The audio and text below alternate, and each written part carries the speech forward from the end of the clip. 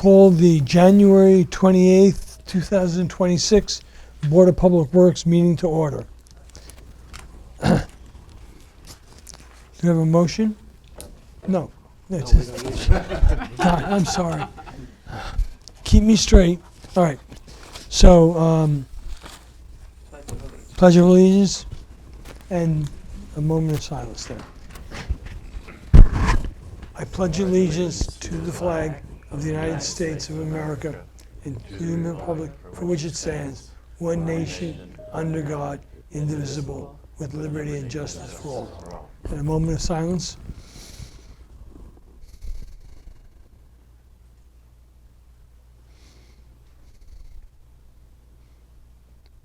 Thank you very much. So, roll call. The record show that Robert Curtis, Kathleen, Richard Nichols, Bob Heffernan, and myself are present. The ex officios, the mayor, Amy Roscoe, is here.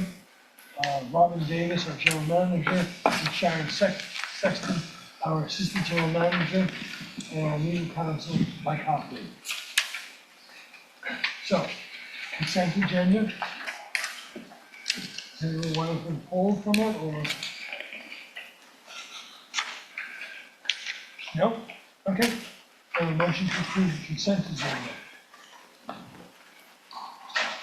So moved. Second.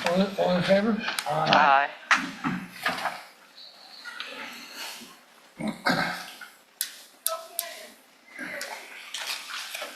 So, as we've been doing, we have a call to the public at the beginning of the meeting and at the end. So, this one is for members of the public wishing to address the board on BPW related matters, whether on tonight's agenda or not, should make their request known at this time. Please note there will be no opportunity for additional public comments on matters listed on the agenda until the end of the meeting. Each speaker will be given 2 minutes, no, 3 minutes. 3 minutes. No action by the board, no action or board discussion, including answering questions will occur during the public comment period. However, the board president may ask staff to review the matter, and individual members of the board may ask the matter to be put on future agendas. So, does anyone from the public want to speak?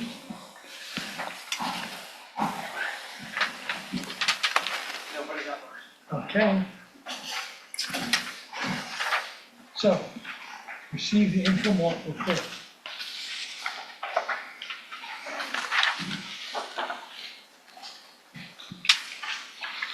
Good afternoon.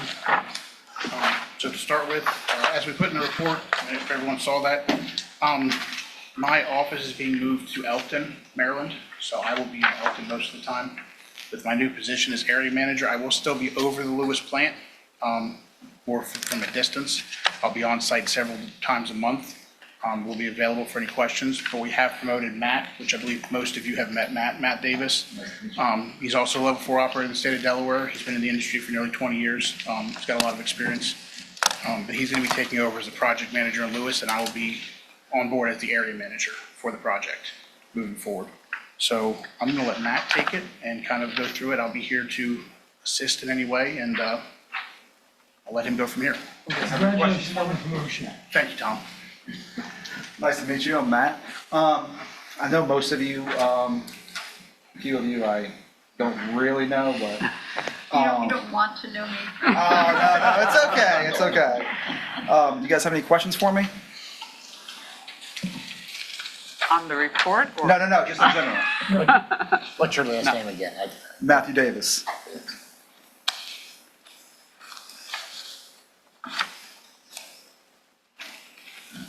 Are you happy here? Yeah, I love you guys. Clap your hands. My favorite people in the world. Starts off. That's not sarcasm, I promise. All right. We didn't have a lot of new projects on the agenda so far. I know we usually include a Gantt chart for you guys. We didn't this month. just because we have no new projects and because of the transition and stuff. I've never done a Gantt chart personally, and Jeff hasn't really had time to show me that quite yet. But this next meeting, we'll have a Gantt chart for you guys. We do have some projects coming up, but we haven't started anything officially. We're kind of on the preliminary aspects of those. So when we get the ball rolling on them, then we'll be here next month for that. What projects are coming up? So we are looking at replacing the valves for the blowers over the aeration ditch. The tanks are done. And then the only other project which seems to have been put on hold and we need to follow up with is still the gate for Train 4, which we have not heard anything back from the vendors on that. Really? No. So we have to follow up on that. If we don't hear anything this month, we may have to look for a different avenue with a different type of replacement. That might mean going with the stainless steel gate, which could change the cost as well as the project as a whole. Because you've been waiting for information from the vendor for, Probably 4 to 6 months now. It's been several months. And every time we've reached out, they say they're gonna get back to us, and then it kind of becomes crickets. So we've reached out several times, and he says he'll get back to me, and then we haven't heard anything back. So we're gonna be reaching out again. And if we don't hear anything on that, then we're gonna have to look for a different distributor or a different product altogether. so going forward now in the interim, if that train needs to be cleaned. We will do what we you have to did. the same with Yes, sir. swapping. Yeah, we still have the ability to swap the cassettes if in an emergency. It's just a lot of hassle. I'd rather, if we can avoid that at all possible. It's it- another yeah. risk of Yeah. potentially damaging them. Yeah, and that's the other thing. Like I don't want to take them out any more than we absolutely have to. So, the Neo water trial, that transition's completed. We're currently waiting on the bulk delivery for that. I'm in contact with our rep, and we should have a bulk delivery within the next couple weeks. So.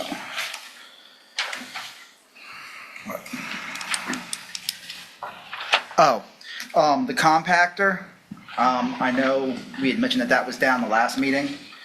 We are still waiting on, JWC, a tech for them, because, who's the person we're going on right now? Keystone. Yeah, Keystone is currently unable to come up with a diagnosis, basically.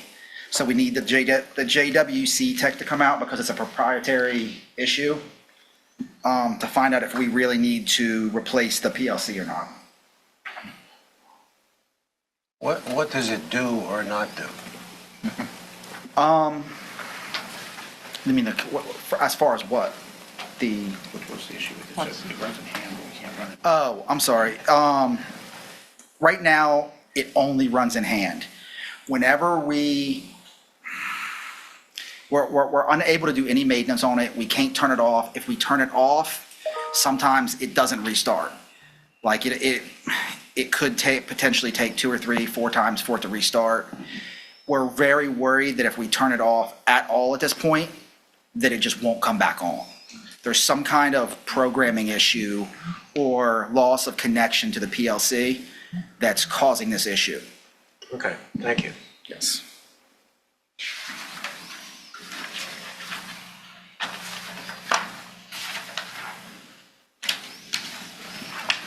All right, as far as maintenance goes and corrective activities, we installed a new mixer in the EQ tank. This happened in November. We swapped the membranes from trains 3 to 4. I mean, that's also in November. We finished the recovery cleaning of the cassettes. The I just went over the compactor issue. We changed the air relief valve on number 2 pump for station 4. That was an issue. We installed new floats at 15 due to a float failure, and replaced pump number 1, also due to a failure.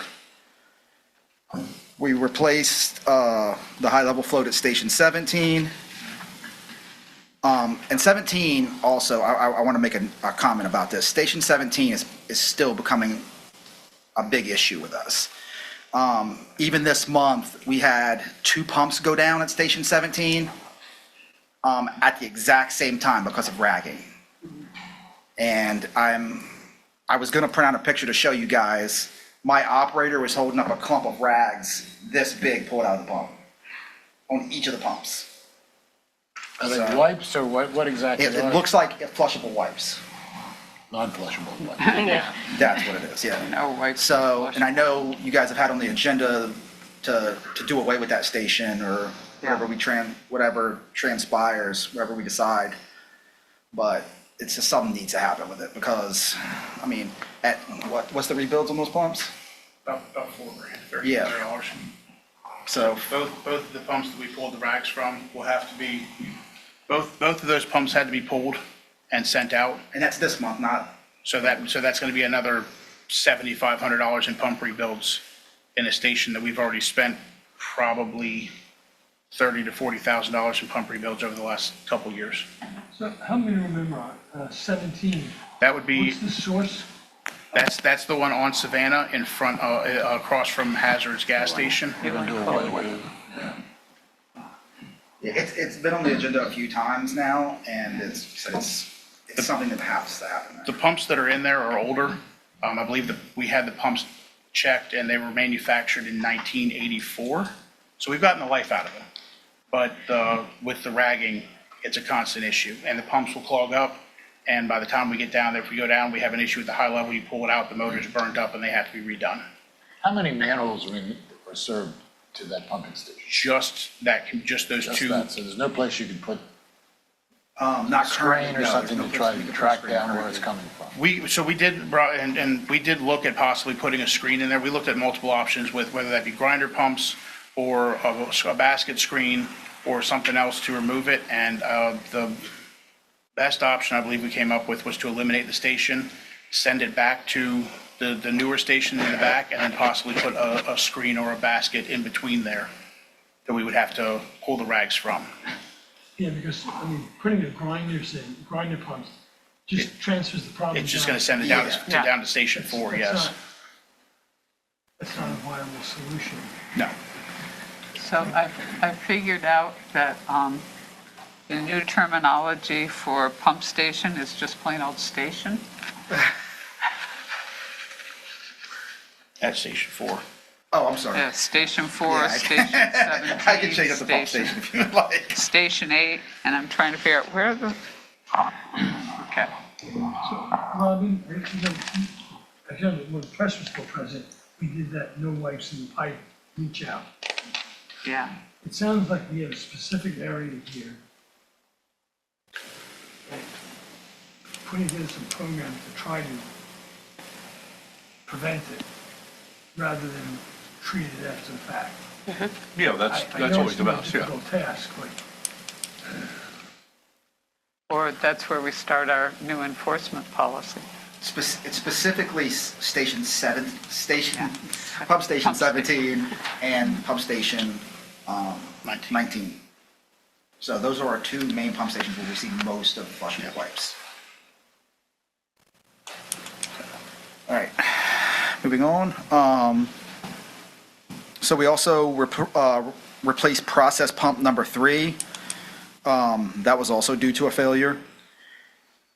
We changed the rotating assembly on the EQ pump number 2, and changed out bad outlets at Station 8. And we also replaced the Lovejoy on process pump number 1.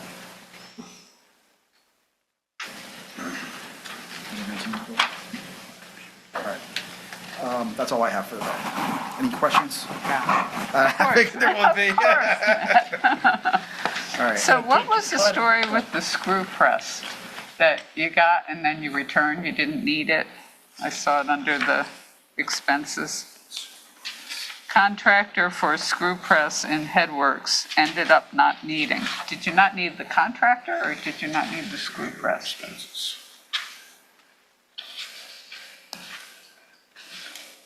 It's on the December expenses. I think that was a mistype, so that's a contactor. Contactor. There was the so for the, that's actually for For the compactor, for the auger and the compactor is what was, the issue with the compactor is that when we put it in auto, it's reading like there's a blockage. Now, we pulled it apart and checked it, there's no obstructions, there's no blockage, there's nothing holding it up, but it's still registering that there is. So we tried to replace the contactor.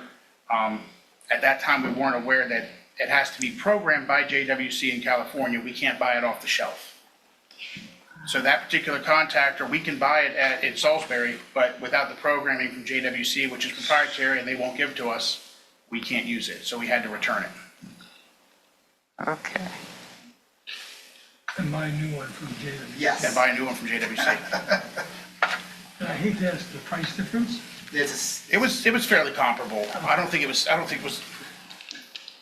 was significantly different. Okay. What else to add?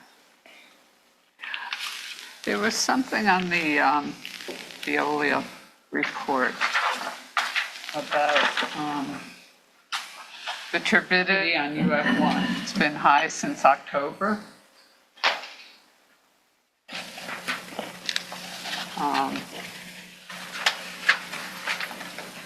Yeah, high since October 8th, continues to trend at 0.2 NTU. Verify UF1. Yeah, so that, Bob had mentioned earlier, we're gonna take a look at that as well. So we haven't noticed any issues with the train, but we'll double check on that. And that could be that those need calibrated. Okay. Yeah, UF3 also had some high turbidity, but, So UF3, I think the issues from that came from, we had that down period, but that's when he had mentioned the process pump had gone up. So when the pump failed, we had to replace the pump and then get the system up and running. So we were down for about 4 days, and we might have seen a spike in that because the water was essentially stagnant for a couple days. okay. And then I had a technical question. On the work orders, the train 4 membranes cassette cleaning, it said train 4 membranes were swapped into train 3 and recovery clean completed. And then, I understand that part, that's great. We also inspected and sand cleaned each one. What is sand cleaning? I think it's supposed to be inspected and cleaned. I think the S is extra. Oh, That was probably just a typo, Barbara. oh, geez, thank you, okay. Yeah, definitely no sand cleaning going on on the membranes. That would be a little rough. Aggressive. Yeah. Okay. I wondered. Yeah, that'd be much. Mhm. It was something I wasn't familiar with, you know? And then also on the work orders, 4641, the follow-up monthly housekeeping inspection. It says, existing exit sign working for a moment. Does that suggest it doesn't always work, but, I believe what it was is that the exit sign, someone had noted that it wasn't working, and then when our electrician went to check it, everything seemed to be working fine. So we canceled that work order. okay. And then finally, lift station or pump station number 6, Connecticut Avenue. Pump 1, okay, pump 2 is clogged or airbound, unable to fix due to check So- valves. We're looking into that. The issue is that those particular pumps have a built-in check valve. There are valves in the line, but there's no check valves in the line. The valves have failed, we can't close them. So if we pull the pump, we will have to, everything on the discharge side of that pump is gonna flow back into the wet well. So we're looking to schedule a truck to come out. We're gonna have to have a truck out there to clear it, to make sure that we don't, very least don't overflow while we swap the pump out, and then we're gonna have to have the lines repaired. Okay. Oh, and then the next month, I've got a few questions. 4970 process building. Found hypo leak on chemical piping, investigate and fix leak. Is that one of the new tanks, or is that?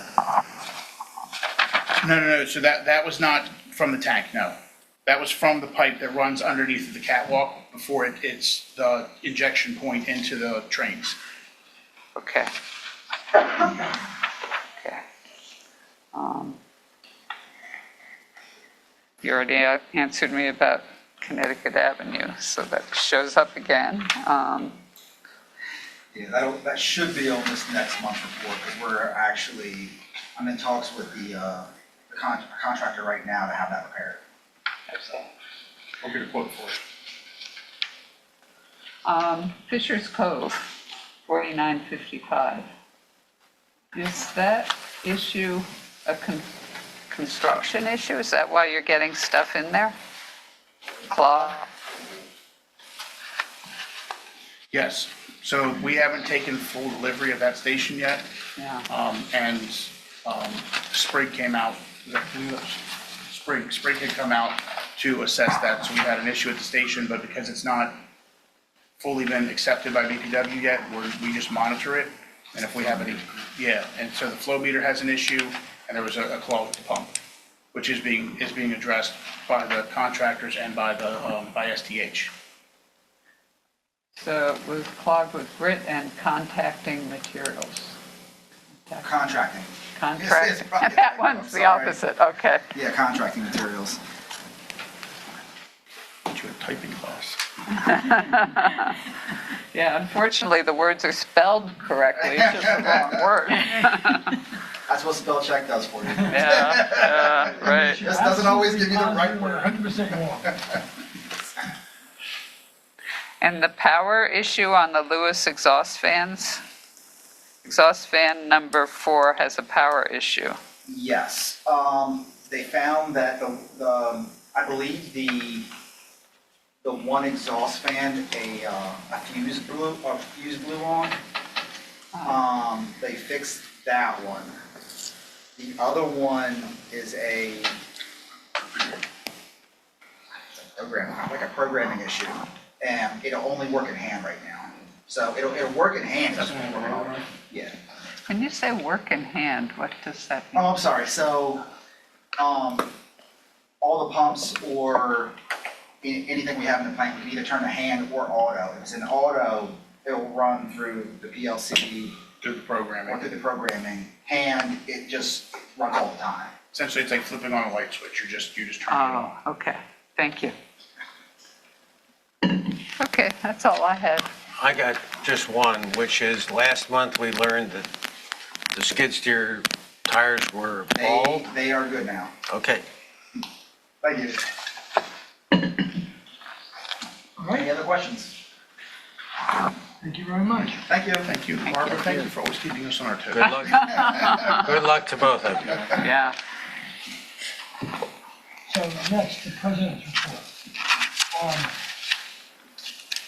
It's kind of a short month. We didn't have a meeting in December.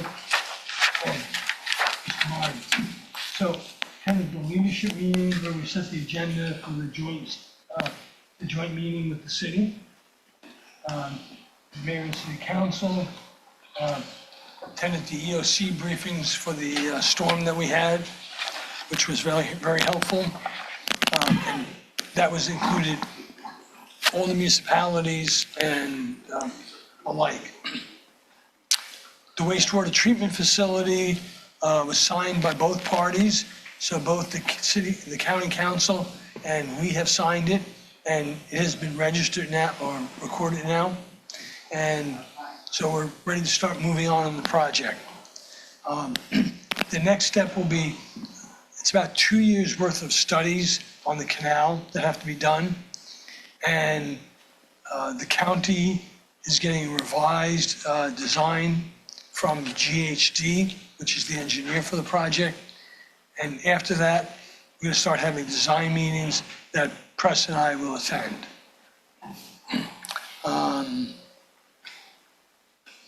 That is about it. So with that, move on to Robin. Well, in your packets was my general manager's report. Showed department activities. I broke it down a little bit more than what I did last month to include the office and administrative ID and finance. As far as call-outs from the electric, from the last period, there was 9 call-outs or activities.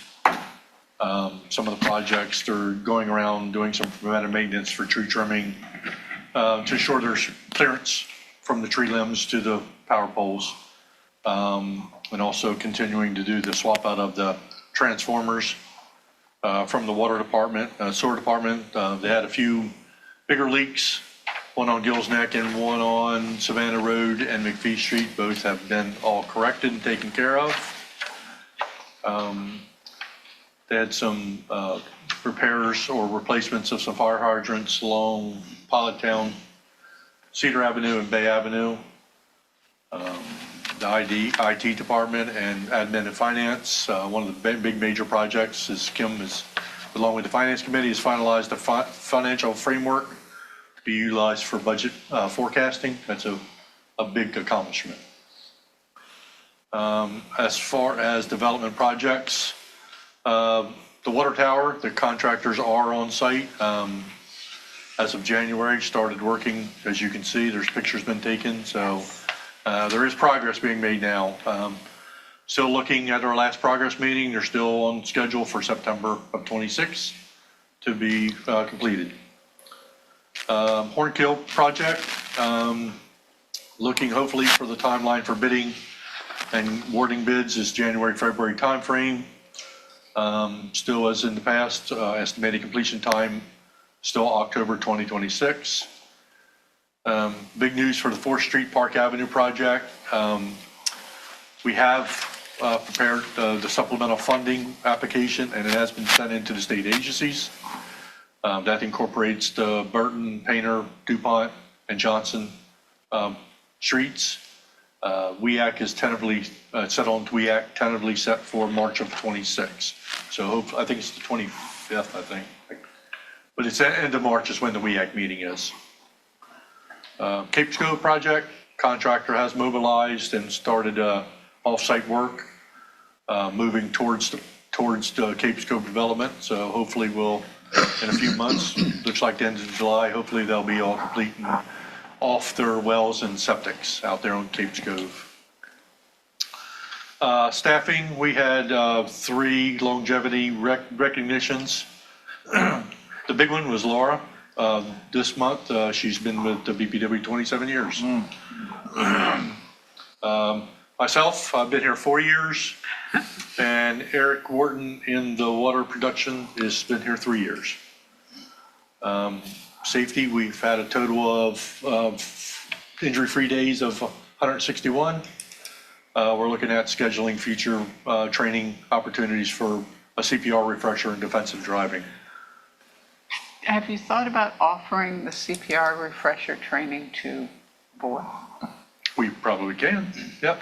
I can put that on there.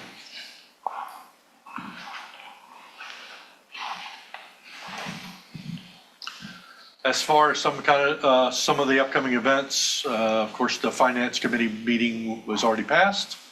We were at the time we were going to have a joint meeting with the city. That has been moved till Monday at 1 o'clock from January 26th. Our next regular meeting in February will be the 25th.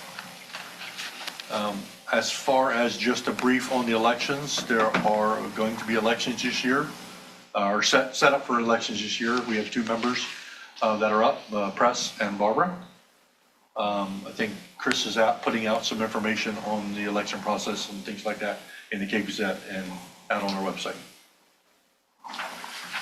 Basically, that's all I have from my end. All right, thank you. And finance manager's report. All right, so you guys got quite a book in there this month. What's with the big format? What do you mean? So it's readable. It's just folded different. So- Oh, yeah. She's proud of the numbers, so she wants you to read it. So we'll start out with November 2025. Operating revenues are about 27,000 less than budgeted. That's coming from revenue other, And that is going to be your developer fees, your plumbing inspections, and the meter revenue are all down. Operating expenses are about $211,000 less than budgeted. We did miss an Inframark bill in November, so in December, you'll see that we charged 2 and we'll be up for the expenses. Non-operating revenues are over $6 million over budget. That is from the Donovan Smith principal forgiveness. If you remember, I had that scheduled, I think it was like August, but it came in November. Overall, we're $6.2 million over budget. Again, that's coming from Donovan Smith. Other notes, the water usage is still high at wastewater treatment plant. It did go down, but not what we were expecting it to go down. So he's still looking into that. Impact fees are down from budget. Each month, it's going to be about $300,000 a month, $300,000 a month for forecasting. And we had about $54,000 increase in market value for investments. And that's what I had for November. Are we ready for December? Yep. For December, operating revenues are about $38,000 over budget. The expenses are about $170,000 more than budgeted. And like I said, we have 2 Inframark bills for December. And we also had the paving on Kings Highway. For non-operating revenues, they're $85,000 less than budgeted. We had about a $34,000 loss in market value for investments. And I just have another note on here that impact fees actually came in pretty close to the budget this month. So that's the first time in about 3 months that it was kind of close. The other 2 months have not been very close. Any questions on December?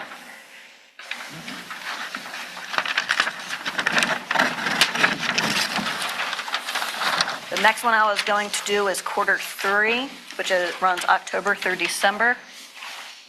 This is generally our lowest income quarter. Revenues are up about 3% from last year. Expenses are down about 1%.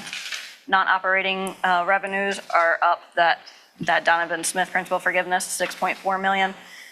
Operating income is $121,000 more than last year. Our total income is up that $6.6 million for Donovan Smith. Other notes on here, we had a $30,000 increase in fair market value compared to last year's almost $205,000 loss. So that's a big swing from last year. Couple questions. Sure. At the top of the page, it says Q3 ending 10/31/25 to 12/31/25. That should be 10-1.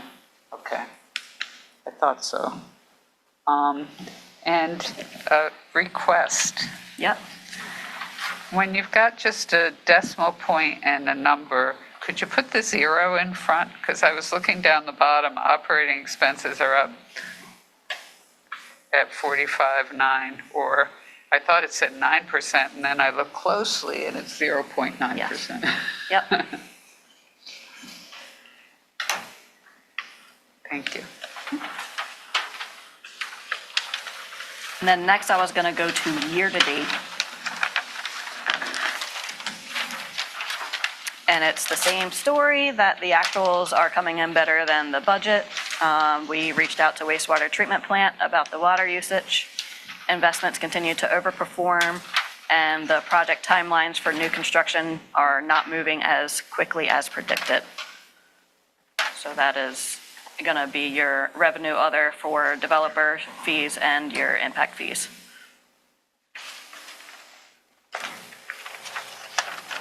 For cash graphs, we continue to move money to our money market account, preparing for debt payments and large capital expenditures. And so what's the mix now? What do you mean? How much is in the money market fund versus the managed investments? About. Oh, wow. I don't have that answer for you. I don't need it right now. Yeah. I'm just being curious. Kim, on the year-to-date, on the operating revenue for sewer, it seems to be a very large jump.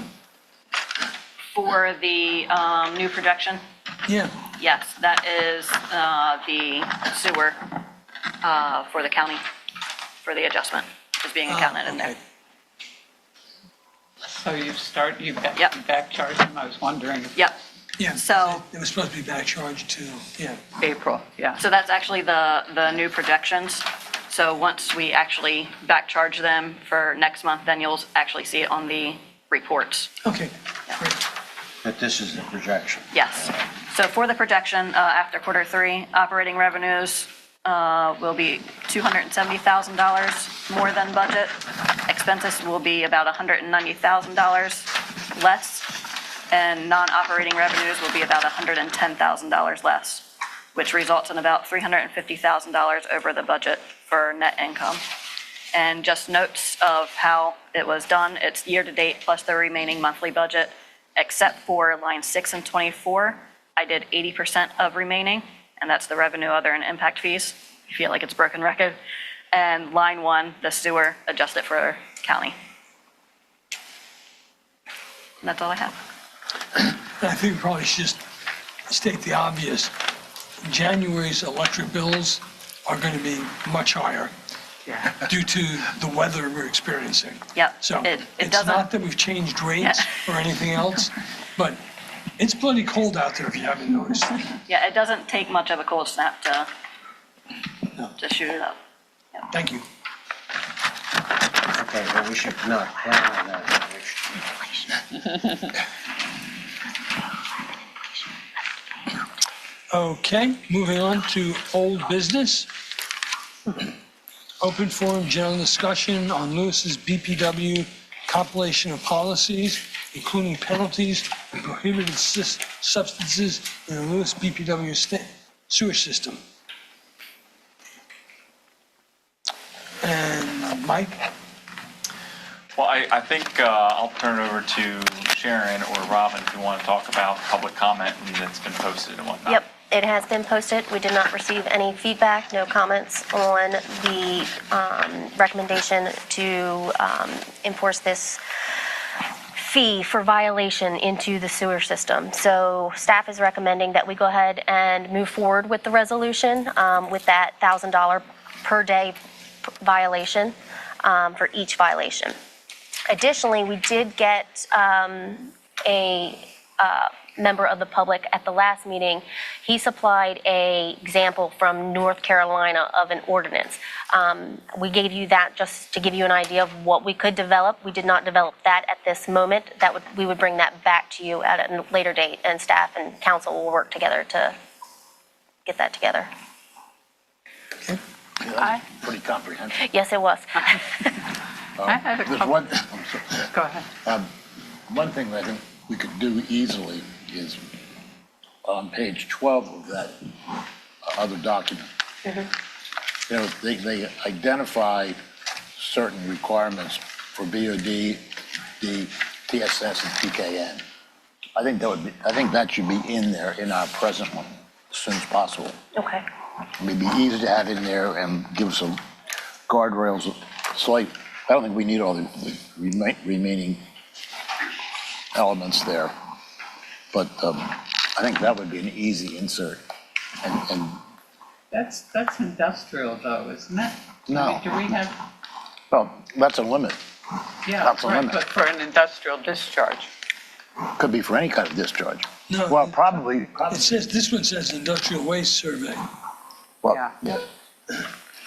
you're right, but I guess I was using industrial because I was thinking about the brewery and what kind of BODs and so forth are coming out of that and other places. But I mean, I think it would be easy to put that type of restriction in or limitation in because they're using a lot more of our energy to tear it down, treat it. Yeah, that is, we don't really have an industrial user section, do we? Well, I don't And think you have to. maybe we should. Do we restrict this to residential? This ordinance? I don't think so. So, no, so what is currently drafted is a broad kind of, don't put this into the system. Yeah. Such as rags and things they call it. So it's a broad prohibition. I think taking the comment from last meeting was, you know, really there should be some kind of minimum limit that is okay versus not okay, which is more in the context of the industrial. So that was the question that I actually Well, had. all the things listed that we're prohibiting, and most of those are not residential. I mean, Well, grease, garbage with particles greater than 1/2 inch in. pieces of animals and stuff like that. Right. If you could. So I just think, you know, to have some, I think to agree with you, especially just on the BOD. yeah, I mean, the rest of them are kind of outside of what we handle, well, but BOD, TKN would be. So we could definitely take that. If you want to submit specific comments that you think should be included, if you submit those to us, then we can work to compile that and bring that back to you. Well, that's the only thing I have. That's the only one? Just- Okay. Just that. I didn't go through, because there's a lot of great stuff in here, but it doesn't really Yeah. apply to us or much Are we needed. serious about chasing down people who put too many non-flushable wipes in here and charging them $1,000 a day? I think I we mean, should be. but, I I mean, don't need an answer right now, but but the purpose of writing this was to give us some enforcement about I Pump agree Station we should have 17. some enforcement. I just think that charging out to Hulling Cove and finding the perpetrator, There must be some way to track that we down. need to have some, But this is the enforcement action, and then we have to figure out how to implement it. yeah. Right, educate first, you know, and then implement. But I had some more basic questions about coming up with a new wastewater tariff or whatever we call it, ordinance. If we're getting out of the wastewater treatment business and long-term, our concern is what will go into our piping system. Certainly rags become very important there, but shouldn't we be looking at what Sussex County requires in their sewer ordinance? And at least include that into ours. Another thing I noticed in this Reedsville one, they have a couple things we don't have, including radioactive materials. You know, that could be a concern from the hospital or who knows where else. Heat, I don't know that that's a concern, but there are certainly industrial users are limited in the amount of heat they can put in the sewer system without degrading the materials. So those were my comments. Well, I think We working have with the the county agreement. makes a lot of sense. yeah, but the county has not implemented any of that in the contract with us. I'm not saying that we shouldn't look at it, Right, but as of right now, there's nothing in the county agreement that specifies those things. We true. want to be good partners, but I mean, And it may all depend on what kind of treatment they decide to go with and what would interfere with it. So that you're right, it may be a much longer term kind of issue. And what we're concerned with now is protecting our wastewater treatment plant. and I would suggest that actually like nuclear at the hospital, that's all covered by 10 CFR, and it requires tracing and so on of it and control of discharge. So it's in the federal regulations, and It is, but and us trying to implement it, you know, would be next to impossible. I mean, we don't have the expertise. right. I could go out to the Geiger counter, but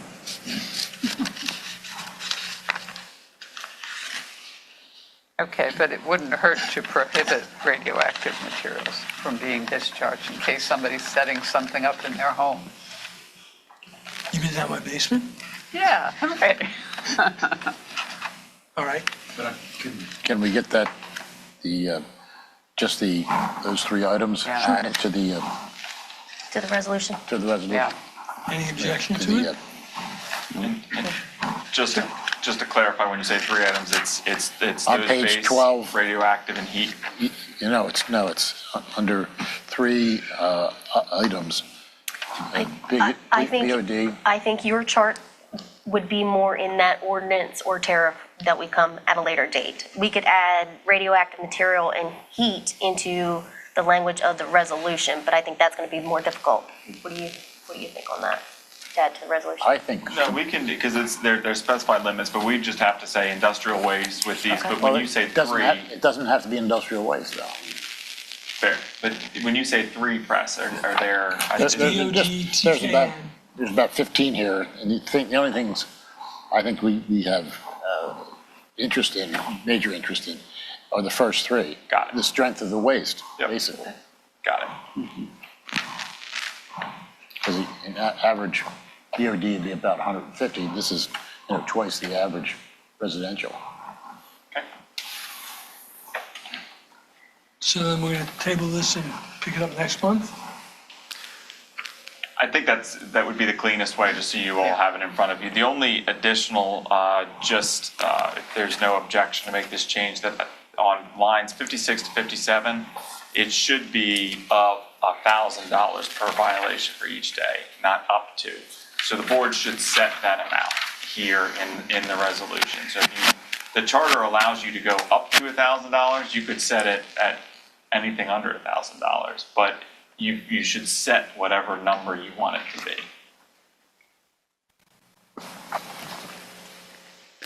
Well, we just heard what it costs to rebuild those pumps, Yeah. you know? So- Yeah. So maybe $1,000. Robin, what's your feeling? Yeah, it's like Mike said, I mean, you have an opportunity to go from 0 to 1,000. Right. So put a number on it, and, What do you recommend? well, if you go up to 1,000, I think that's what the intent was when we talked last month, just to do $1,000. But maybe you want to step it up, the first offense is, $500 and, Yeah, or $100, yeah. rather than slapping $1,000 on. Actually, I like that idea. Yeah. So we need to redo the wording, the first offense, second offense. Are we really Just going to first. go after somebody for the first event for $100? I mean, that Well, if it's doesn't- $500, maybe I don't, yeah. I mean, I like the idea of $1,000, and you nab somebody and you say, listen, this is your first time, pay us 500 or something. Because rather than micromanaging what it's going to be Well, I don't, per piece, If I can make a we have to recommendation. investigate it first and begin to, work with them to try to get it resolved. And then if they keep offending, then first offense, second offense. Per day. So keep in mind that the way this is structured is it is per violation per day. And so, if it's a continual discharge, it's going to be a continual day. What I would recommend is, why don't you do $500 for the first offense, $750 for the second offense, $1,000 for the third offense, and then if you need to modify it going forward, you can do that. But at least you can start with that tier. And striking the per day. No. No, I think it is still, so if it's your first violation and it's over a series of days, it's $500 per day for that violation. If it's your second violation, $750 per day. If it's your third violation, it's $1,000 per day, and then subsequent is $1,000 per day. And if it's a homeowner that you didn't really understand or something, you believe it, of course. That's correct, that's right.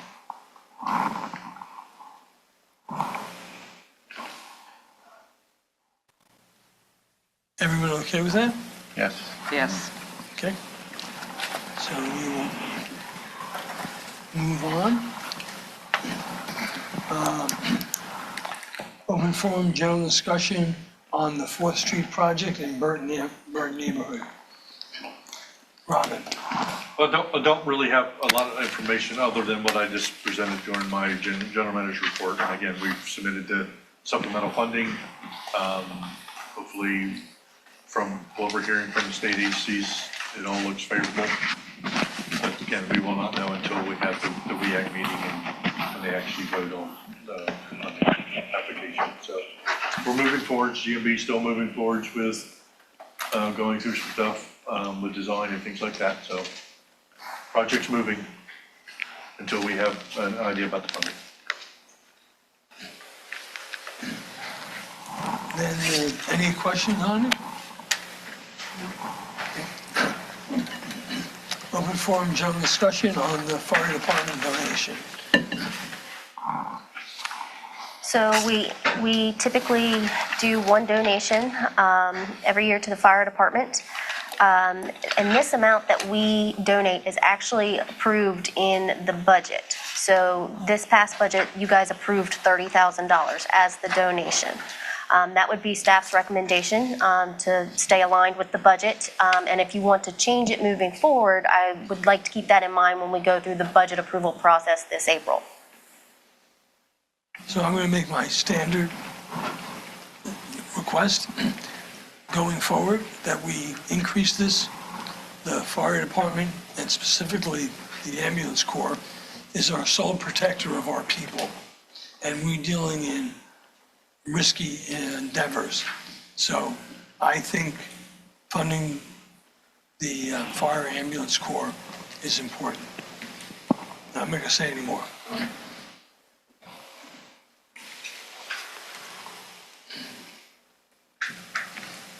So, all in favor of taking the staff's recommendation for this year's?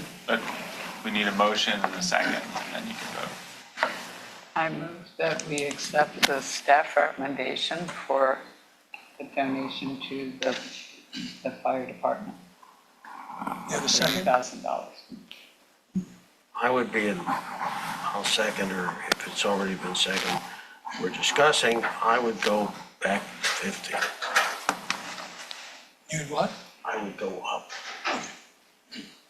So for the next year, we should budget more, okay? Any other? Did you second the motion? Seconded, Yeah, yeah. so- So call for a vote. All in favor? Aye. Just for the record, Richard had to leave. Yeah, Richard left. Okay. Yeah. And Tom, just to be, so if you're going to vote no, you want to make sure you call the notice. No, I'm going to vote yes, but because this is already budgeted, I'm not going to. Just want to clarify. Well, then I'll vote no.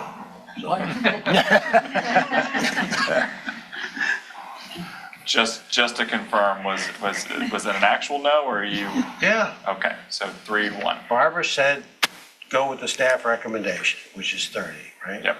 Tom had indicated he was saying increase it, but he voted for the 30. And Press, I think, voted for the 30, so I voted for 50, which is a no. So it's 3-1. I'm trying to help you out. We need a lot of help, Mike. But you don't have a psychotherapist in Dallas. All right. New business.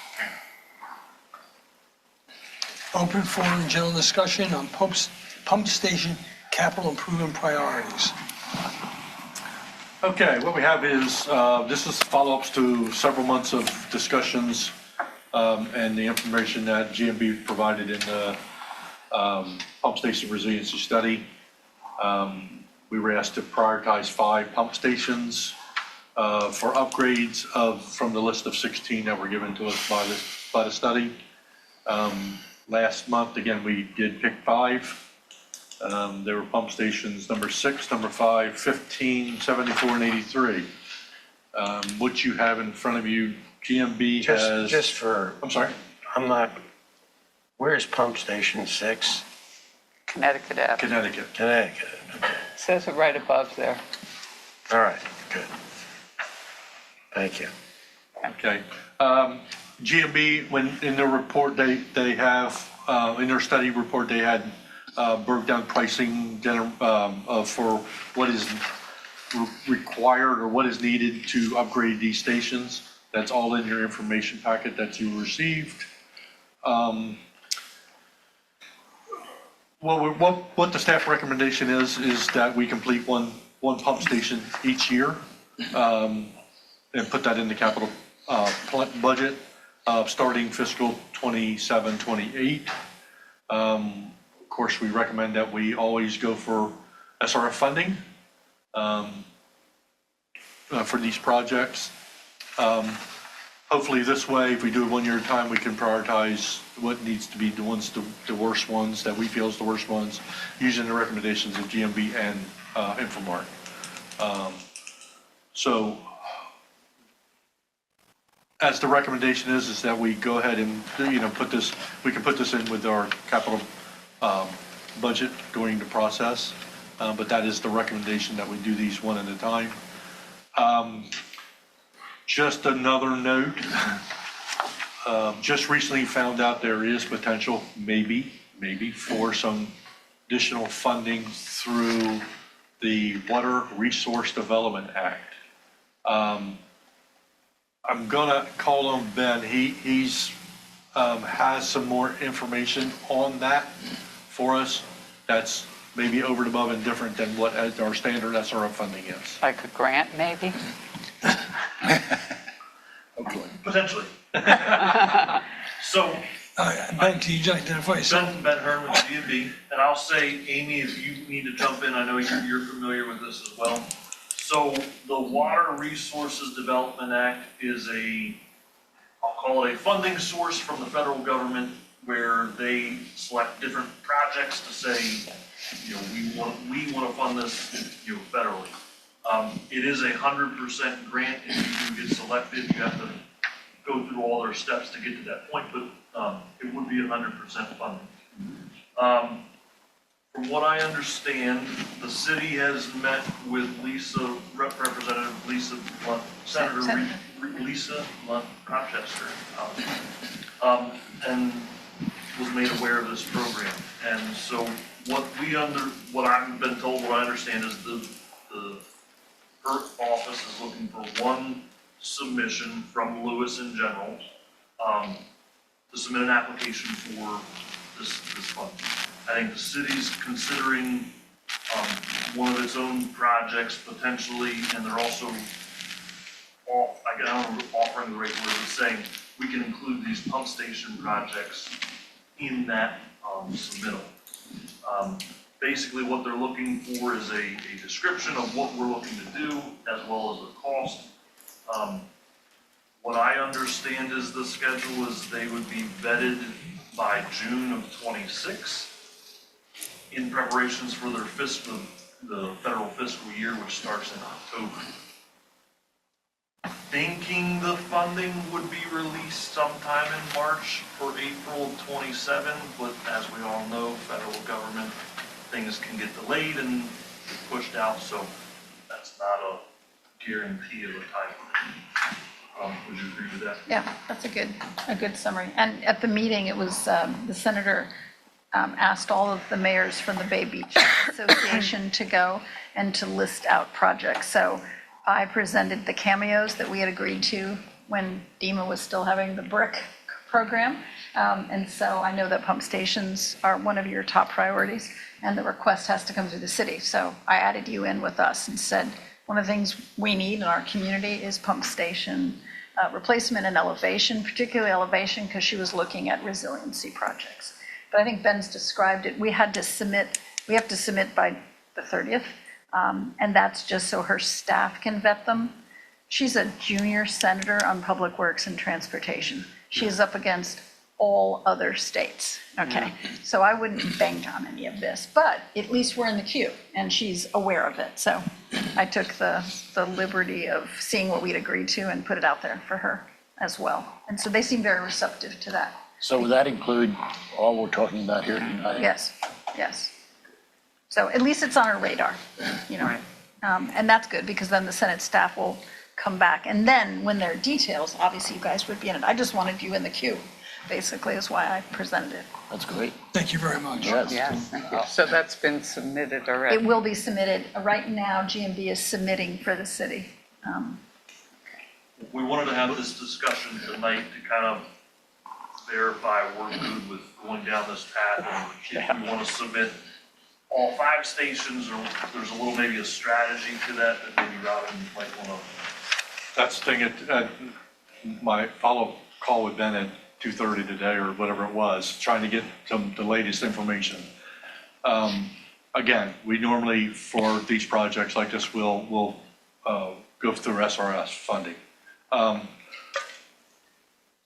I'd say the concern with putting all these stations on an application is we have 6 right now as, pump station 6 is our priority.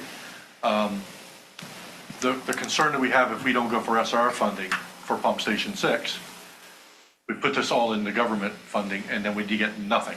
Then that pushes us back another year to ask request for funding for SRF for pump station 6. The thought would be maybe of these 5 that we picked, only put pump station 5, 15, 87, and 74 on this list. Because if we do it in the recommendation of the staff that we do 1 a year, we could still go back for SRF funding for pump station 5 next year. That way we don't lose a year. There's a good chance, I don't want to put a lot of hope in all this, but there's a better chance of getting SRF funding than probably this federal funding. I agree with you 100%.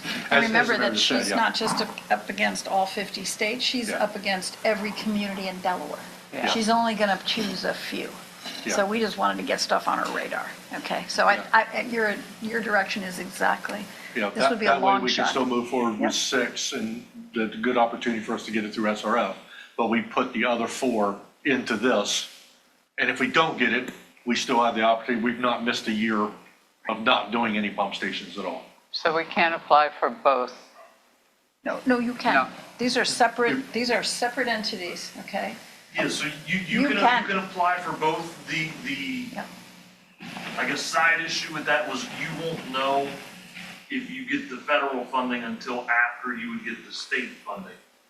The state, the board has never, I can't say never, but they traditionally have not rejected funding from the state once they've agreed to funding. By the time we would know federal funding is there, we would already have executed, been at the point to execute like the loan documents for the state. Yeah, So it's kinda about like staying, it's about staying chicken and focused. egg. Yeah, and so take 6 out, go to SRF, take the other 4 and apply for them. Because we're not going to do those for a year down the line. Yeah, or apply for as much as you want under WRDA. I mean, it doesn't preclude you from going after anything else. Anytime you are offered a grant, you don't have to accept it. The chance of getting a grant is so slim, except SRF, you've got really a great track record. I think with WRDA, the WRDA grant is so iffy. I treat it as a separate piggy bank and you're not quite sure you can even play. But don't put it as, we'll do this and this. No, it's go after what you know and then know there's an opportunity potentially here. What she really heard the message was every community that was there was very upset with the lack of funding for brick. Yeah. That was the main message. She heard that and she heard the message of all the communities need beach nourishment, bay beaches as well as ocean. So that would be, I think, her takeaway from that meeting. And then she said, we need projects, and then their staff will vet them, and then they'll come back. So my recommendation to you all is put in anything you want related to the pump stations. It's in the, it's in the queue, and then the staff can come back to you. They'll come back through the city, but then it would be your conversation. Again, I just wanted you in the list. That was my total objective. Do you know, is this a 1-year program or is this continuing? Multi-year. So with that in mind, like we could submit next year toward another block of 3 or 4 pump stations. Yeah, sometimes with WRDA, and it really will depend. WRDA can be a multi-year. It just depends what Public Works and Transportation wants to do. So your fear was that we would kind of mess up 6 if we get. If we didn't go, Put it in. yeah, correct. And the way the timing is, again, as Ben said, we can go ahead and put it in SRF for 6. And put this in there, it's just you don't know where you're gonna fall in, But we don't have to hold up 6. if we just do SRS, yeah. Well, just keep it in. But take it away from the, No. the ag funding? Apply for everything. Here's my recommendation. Apply for everything. Okay. Okay? You're not precluded. You can apply for everything. And then if you're lucky enough to get one, you tell the other grantor, if you're lucky enough to get that one, we actually found other funding. Okay? What they'll do is they'll just go down their list and fund other things. So I think your best position is go for everything. And right now, federal dollars are so limited, might as well go for everything.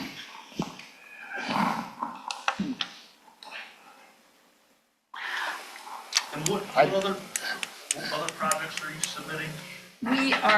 We were looking at the floodgate project, but at this point, Brent, I think at this point feels like we're in good shape on design and we're not ready yet to apply for the actual build.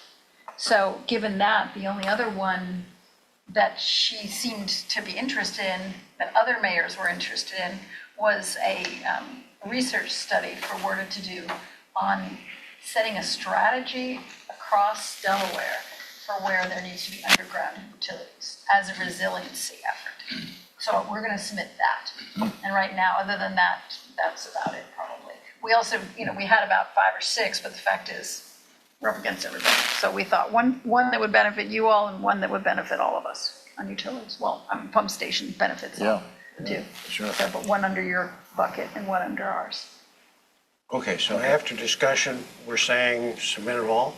Is that? Yeah. We're gonna submit all 5 under the act But we're going to proceed with with pump station 6 under SRF. as a project to be done. Correct. It's a good strategy. Now, do we need that add alternate? You could build a house for what we're gonna build a nice house for what we're gonna build a pump station for. That might look like a lighthouse, The add alternate is to relocate the wet well. Do we really need that? What's the matter with the wet well that's there? It's in the street. Yeah. It's not an idea to be in the street. Right, so No. we had some general, I think where that came from, when we talked more on pump station 3 on Pilot Town Road, that wet well's in the street, so we took that same kind of direction from the board if we want to try and get that out of the street, so we looked at what it would be for these other stations as well, where they are in the street. It becomes more of an access issue. These smaller stations less so because it's not as, intense of an operation, smaller streets. And it's a little side street. So it's less intense, but we wanted to give that option if, you wanted to pursue that.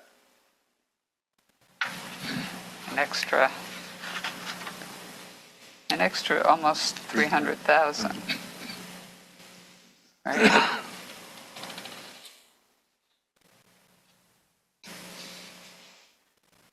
Well, that may become clearer as we proceed and get closer to saying, okay, we're going to do this now.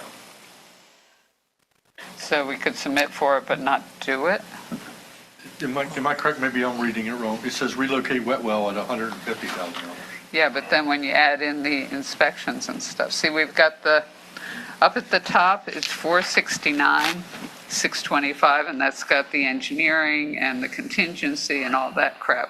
And then down at the bottom, you've got a total of 713,375. Well, we might reach the point where we say we have $500,000, but relocating the wet well is not, and it turns out to be our money, not grant money, so we make a decision, at some future point.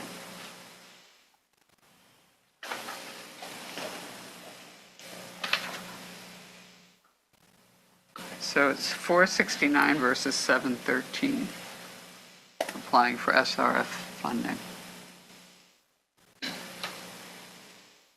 Robin, what's the match for Hold on one SRF? second. Repeat that one more time? What's the match for SRF typically with you? Usually 2% Yeah, for That's SRF. industrial engineering, Right. all Everything that, alone, right? okay. If you add in the 150 for that, it brings it up to 713. No, it does not, because that's Yeah. engineering fees, construction, subtotal contingency. I mean, if you add the 150 in, it's $150,000.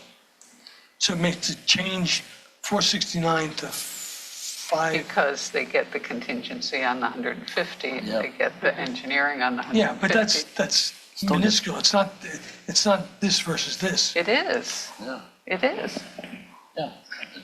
It's additional, yeah. it's another $150,000 on the, just to put it out in the street and get it out Right, of the it's street. 150, Yes. but And then they add in all the engineering and things go with it.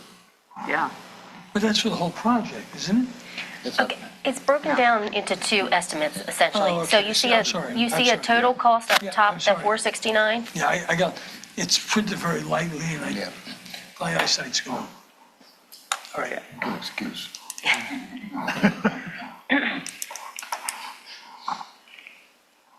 So what's the board's favor? And, well, just talking about individual option A, I think is, I don't know where that cost came from either. To a support structure for the control panel is $33,700. Holy cow. yeah, some of these are really crazy. And then on the next one, pump station 34, raised control panel, $60,000. That's most of the cost. But Well, I don't know. we can discuss those. Yeah, I don't know that we ever in came to detail. agreement on those. I mean, we know they have to be elevated, but we didn't, There's we're gonna put a wooden fence around it. I mean, which station are we talking about? Sorry, we've been. Well, at the end, you have A and B. Pump station 5, option 1A, the wood fence elevated platform bin. Oh, versus the GHD thing. Yep, so that top chart came from the resiliency study that GMB did. And then the second bullet points there, that is what GHD recommended in 2022, I believe. So I pulled that from that The first report. one, I was talking about that. I read through GHD, but for a wood fence elevated platform is $258,000.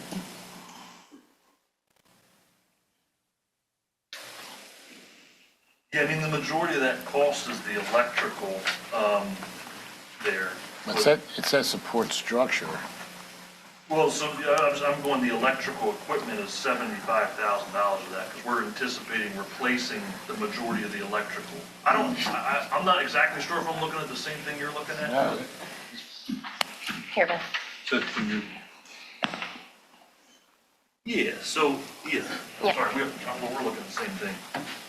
So like, item number 6, the electrical equipment, $75,000 of that 258 total. Right, Um, but supports, I was talking about the support structure first. Yeah, Yeah, so 33,000. it's a metal framed support structure. I'm not exactly sure what our structural engineers used to get to that number, but they did put. It's just a control panel. Well, it's more than just a control panel, because so we've got supports and a structure that, hold, so, I don't know how to describe it well without a picture, but there's backboards and then the electrical goes on top, mounts I on can that. picture them because I've designed it, but I don't see something that's, $33,000 to put the controls up on something, a steel frame. But that's just, But yeah, all these figures came from the study that was handed out before, so there are not any changes in the numbers. Correct.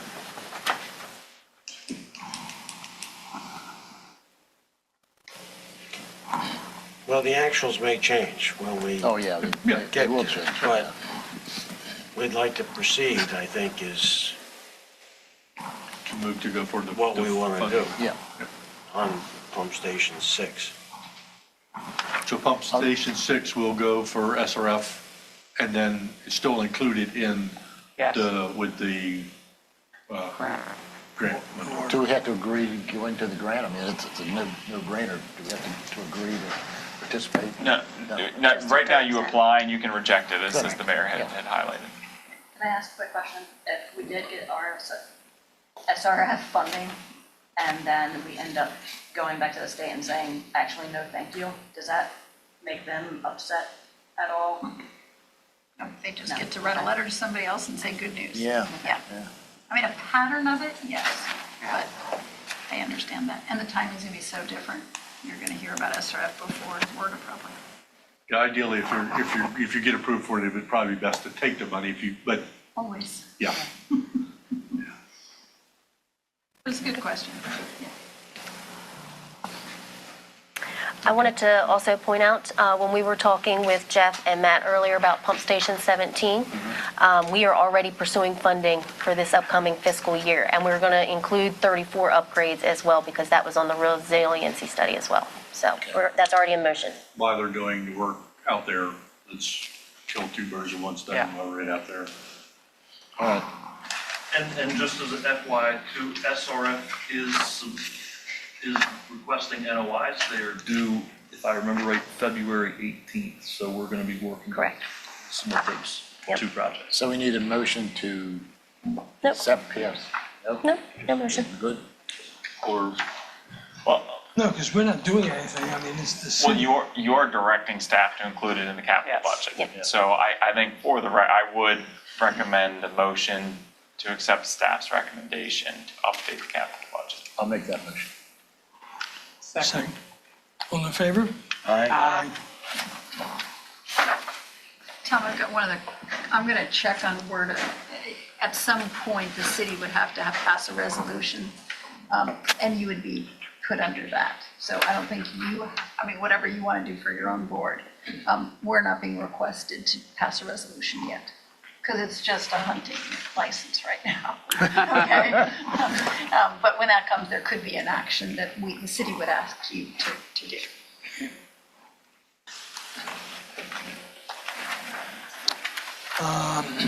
Open forum, general discussion of acceptance of the bid package for Alaska Avenue sewer relining. Ben and Robin?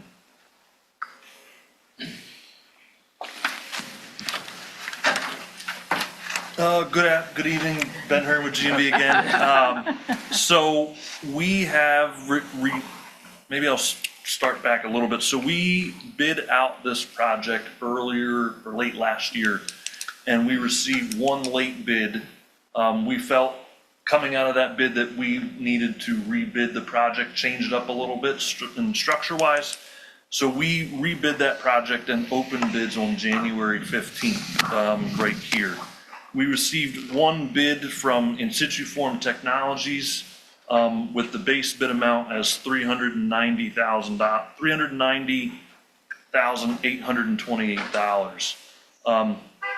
I'll note the board has experience with In Situ Form via some previous work you've done. They've also purchased or acquired SPS, who did the effluent pipelining project back in, I think it was 2016, 2017.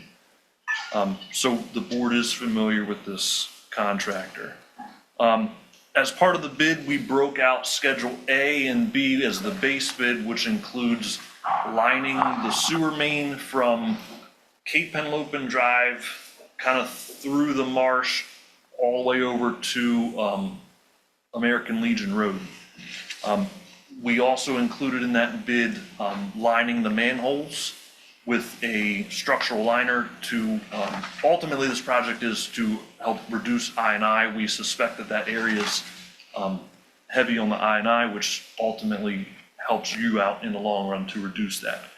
But what we also included in what we broke out from the original bid was Schedule C, which is there's 8 laterals that come into that sewer main from the houses along Savannah Road. And we we broke those out because what we saw in the original bid, it was a little bit over budget. That, Houses on Savannah Road. Correct. So from American Legion Road to, I guess it's Cedar Avenue, Paper Street, I think is what we'd call it.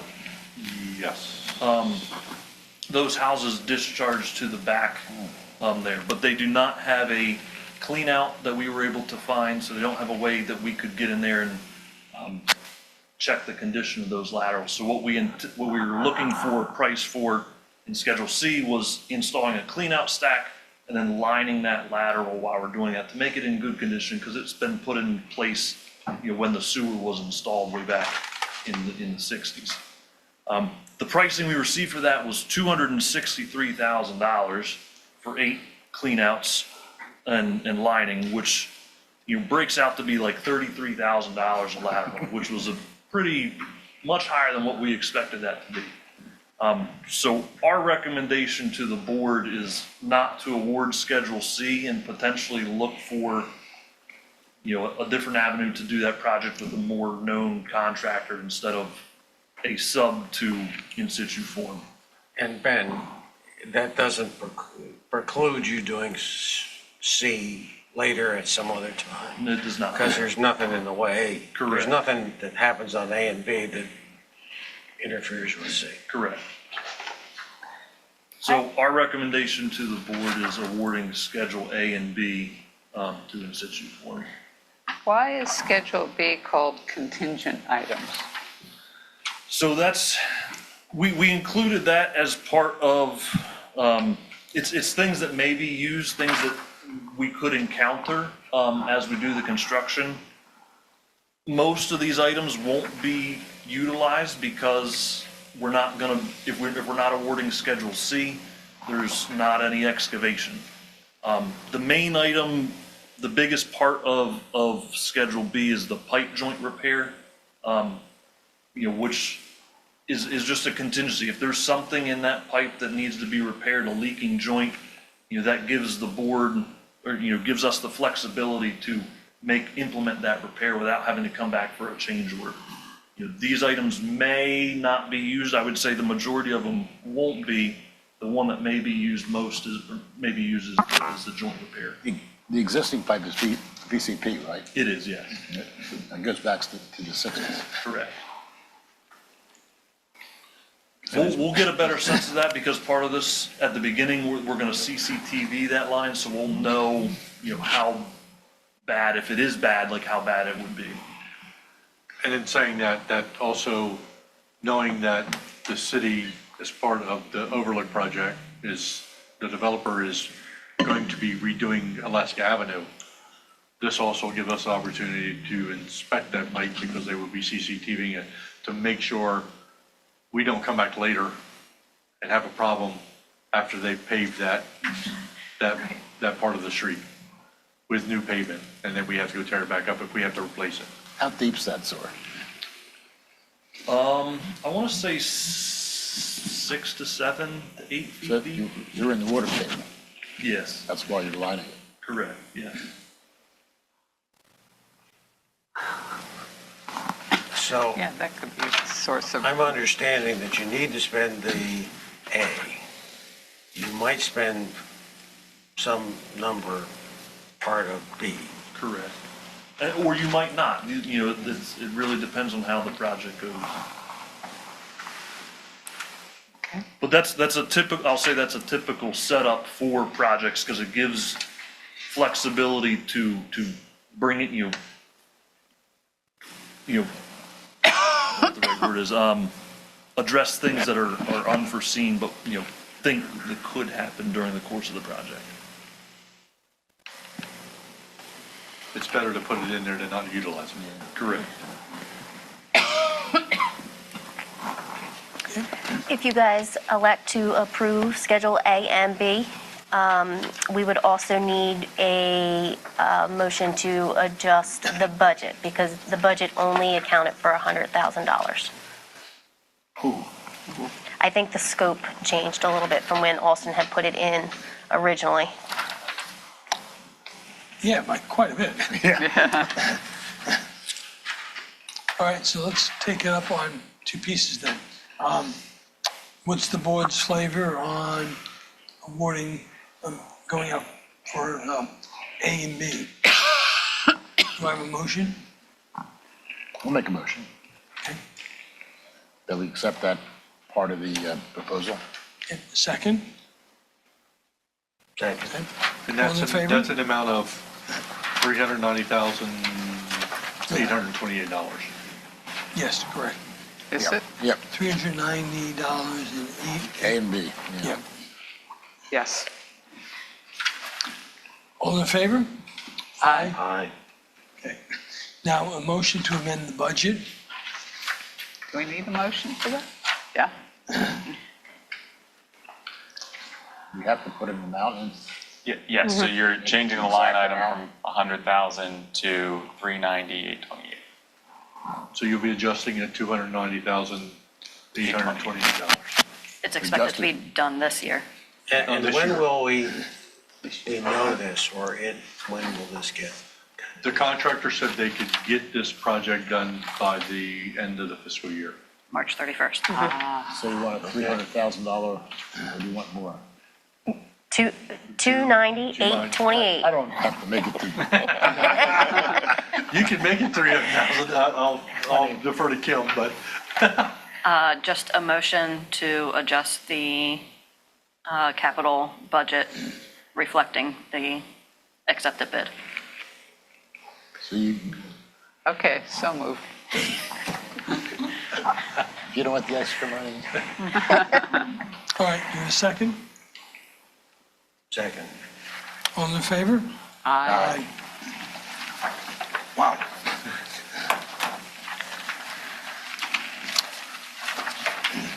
Open discussion on the advanced metering system. Sharon and So we have had AMI in our budget for a little while now.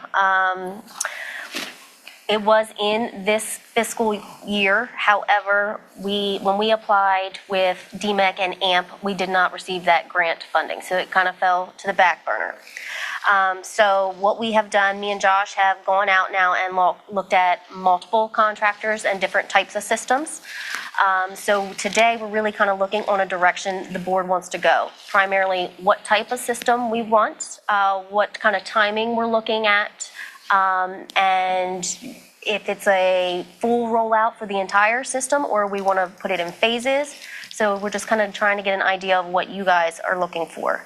This is in the budget, isn't it? Well, it was in this year, so we can move it to next year, which is what we're going to recommend.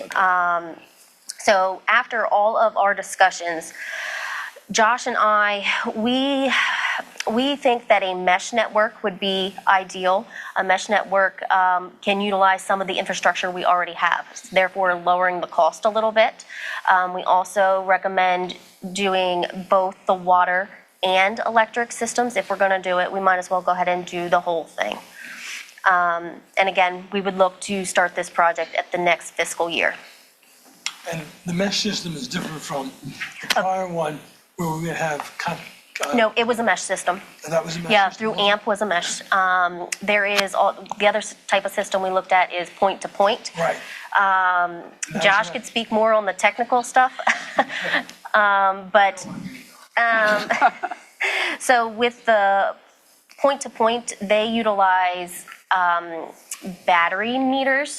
So there is an increased cost with that as well because you have to kind of monitor those battery. Yeah. Yeah. And I thought there's also some stations that were a communication problem for that, point to point. Not that I No? recognized, Josh.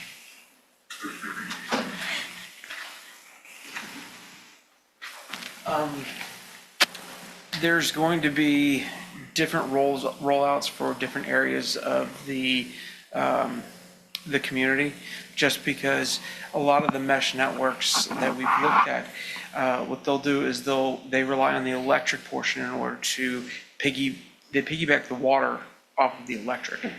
So that way, if you have an electric meter and a water meter in your house, at your property, the the electric meter actually captures the reading from the water meter and then takes both of them and sends them both, and that's a mesh.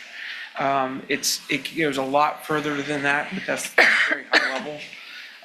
It can even do one meter can take back, I think it's seven different additional meters, 6 additional meters. So anyways, it can, multiple meters at once. And if there's a failover in the link, then it can backhaul from other meters. So if your meter can't send it back, then your neighbors will send yours back. It gets really, really complicated, but that's the whole idea of a mesh. But as Sharon was saying, we're trying to keep our costs low, but also trying to get the best system for us. And our water-only locations, they'll have a slightly different setup, obviously, because we won't have the electric to backhaul. I think that was pretty good. Josh, what's the range? I mean, if my house is 400 feet from the next house, am I in range or out of range? So again, that is a very difficult question to ask, because if... It was easy to ask. I'm sorry, that was a very difficult question to answer.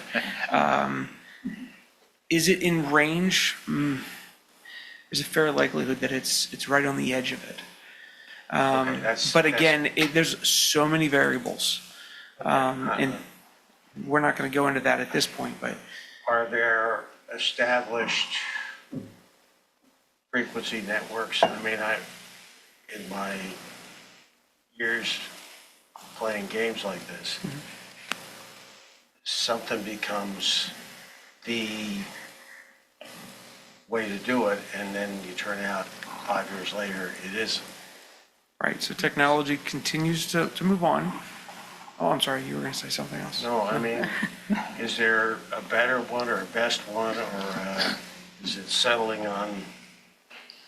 So it's a combination of what we currently have versus and what we've been putting in, how to leverage that technology in addition to the new kid on the block technology. And because we are trying to be fiscally responsible in addition to have reliability.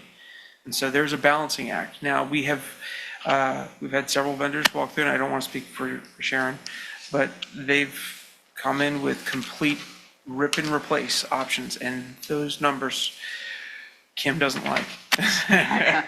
But there's pros and cons to every one of these solutions. So this is and for the record, I am not an expert. I am just knowledgeable. I'll say that. What type of systems are most of the systems? Is there the one dominating? Is this? I don't have a feel of where they fit in the. So most are a form of mesh system. This is the most common. Yeah, and without throwing out brand specific. I wouldn't know anyway.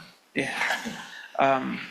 The solution that we talked about pretty heavily would maximize what our current infrastructure is. There would be some changes, but again, there's going to have to be change any way you slice it. But again, it's trying to, we're looking at not just what goes in your yard, but also what goes on the poles and what kind of head end and long-term subscription-based solutions we're looking at. What can we and how can we leverage that with current systems and future systems? Integrating that into our billing, there's a lot of factors. Did that answer your question? Yeah. I'm just worried about what Bob's worried about. You know, is it we going to buy it and then? Right. So we have been interviewing other utilities, municipalities and whatnot, and we've spoken to them about some of the solutions that we're looking at, and what their pros and cons are with each. And nothing's like really stood out as a big negative. But yes, whatever we decide, we will make a commitment on. And it's not something that you're going to want to stop. Have you discussed this with DMEC? Yes, yes, yeah, yeah. You don't have any major objections to it or concerns? Or, They are pushing for AMI, yes. no, but this particular. Yep, yes. So the system that they proposed to us a couple of years ago was a mesh system. Okay. Yep. Yeah, and I think part of the answer to the process is, we started discussing this 4 or 5 years ago. Oh, yeah, Yep. And at least. it was a brand-new technology. Yeah. And things have really matured over the time. I mean, because there were really, really bizarre techniques being used back then. And they've all seemed to fall by the wayside. And the mesh technology seems to be the one that's becoming predominant now. It has been out for a while, and the companies that we are interviewing have been in the game for the large duration of these Yeah, technologies. So if it was 5 years ago, I would have been very, very concerned that we could go down a wrong path. I'm less concerned right now. And still could bite us, but, Yeah, I'd say. Unfortunately, there is no guarantee Yeah, with anything. No. If I was to give you a guarantee, I would be questioning myself. Anyone else? What are the benefits to us? Leak detection?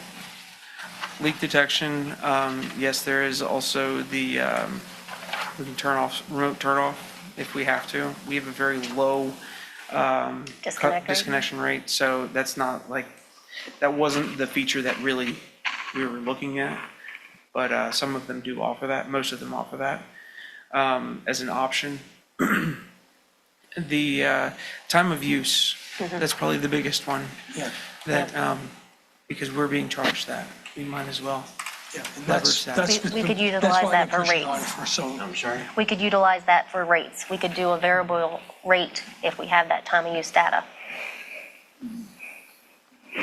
And we wouldn't have to have a car driving around the town. No, we have, we've done what we can to optimize that process.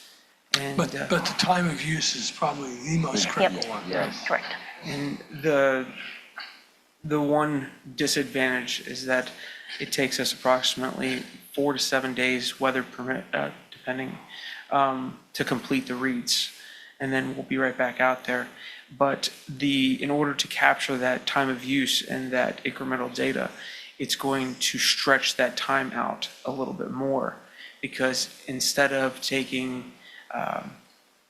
capturing what's the reading right now in only one reading, this is going to be giving us hourly data on certain meters.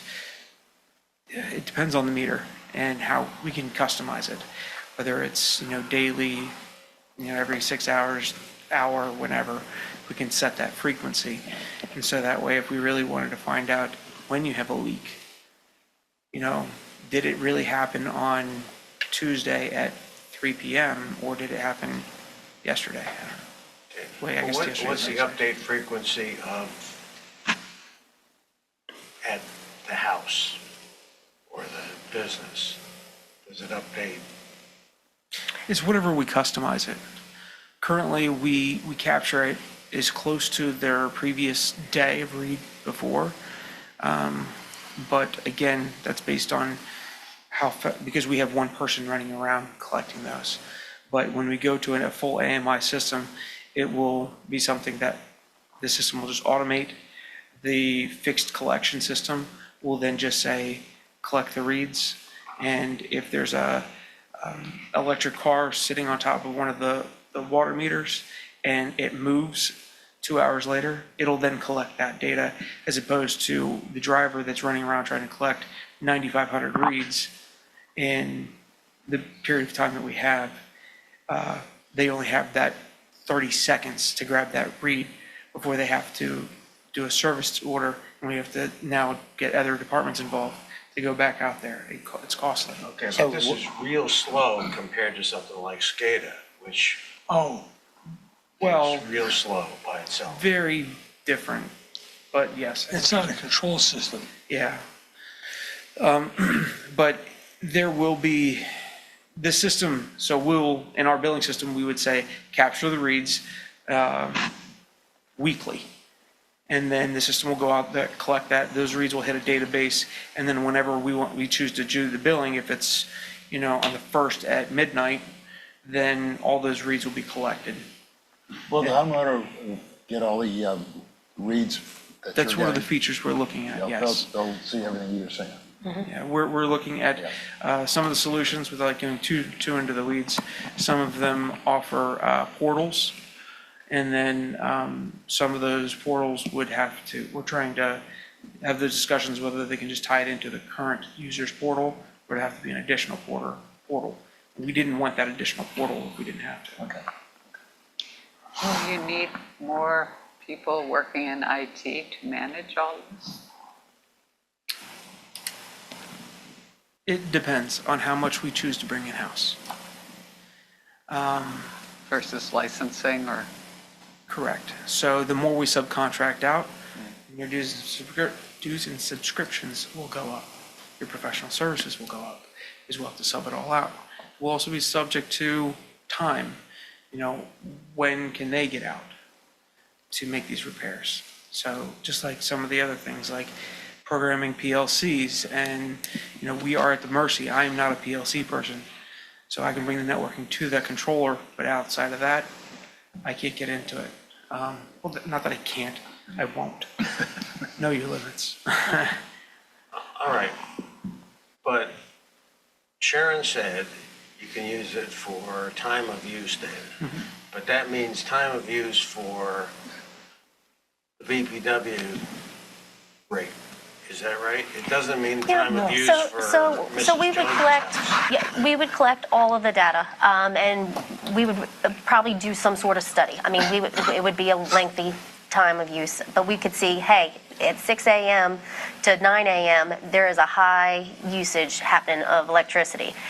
If you don't use so much electricity, we'll give you a lower rate. But if you go over that, then you're going to pay the higher rate. That we could. But are you going to know that for Mrs. Jones? Yes. Yeah, Yes. yeah. Oh, yes. That's the whole purpose of AMI. Yeah. And it's the just a key touch things of a we're trying button. to influence is when are people charging their cars? I understand And that, when but are I they- understood him to say it's like 1 or 2 an hour at a time. No, I think he was comparing. The drive-by versus the AMI. Correct. And The we could chart- set that interval at any, and they could take the readings every 15 minutes if we wanted them to. Right. Yeah, so it's just whatever we set it to, what we're looking for. It's very customizable. In addition to that, probably one of the most beneficial pieces of an AMI solution, as most of you are probably aware, it's also wear and tear on our transformers, and where we see flare-ups, we want to maintain our infrastructure. So if we identify, as Mrs. Jones is always really, really high, and we have a high stress load on this particular transformer, we can give incentives. We can start doing other things in order to give us manage our infrastructure.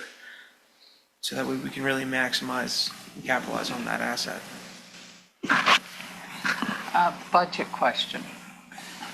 We just talked about the extra money for the Alaska Avenue work. Will putting off AMI to next year help to balance our overall budget? I know it's two different No. accounts. No, but no. because right now, so let me back up. For the current budget, I think we have 865 in the electric budget. We had not budgeted any money in the water department at all. So if we want to move forward, we would have to determine if we want to do the water at the same time. And then when we come back for the next fiscal year, April 1, we would have to approve that budget to include water. So Alaska Avenue is sewer, so none of that money could be reallocated. I know they're different accounts, Yeah. but We've worked hard to try to make each utility stand on its own. So we don't like to borrow from other utilities. yeah, I'm just looking at the I know, bottom line. And it sounds like it would kind of balance out, just coming from the wrong places. Okay, any other questions? So I don't think there's any action at this point, it's just I just wanted some direction. direction. Is it the consensus that you think that you would like some proposals brought to you at the beginning of the fiscal year? and then include this in the budget for both water and electric? Yes, I think so. Yes Okay. and yes. Okay. Yes. Thank you. Right. Thank you. Thanks, Josh. Open forum, general discussion on Lewes BPW stormwater management room.